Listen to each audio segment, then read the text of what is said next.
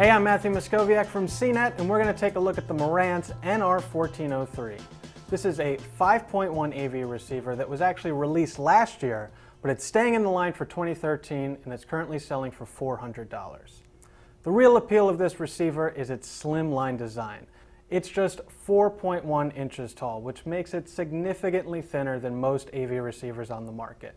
The front panel just looks good too, with the nicely curved edges that don't have the harsh, boxy look that most receivers have. The receiver is relatively wide and deep though, over 17 inches wide and nearly 14.5 inches deep.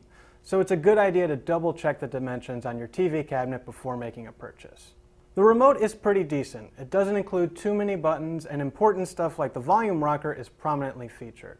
The remote on the step-up NR1404 is even better, so it's a little disappointing that you don't get that clicker with this model, but it's good enough, especially if you're planning on replacing it with a universal remote.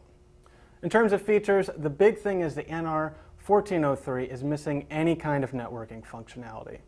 There's no built-in Wi-Fi or Ethernet, which means you're going to miss out on newer features like smartphone control, integrated streaming services, and AirPlay.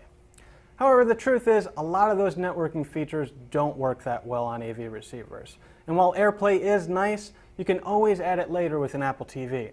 So while the Marantz is missing a lot of checkboxes on a feature comparison chart, in practice it doesn't feel like you're missing that much. What the NR1403 does have is a lot of HDMI connectivity, including 6 total ports, including one on the front.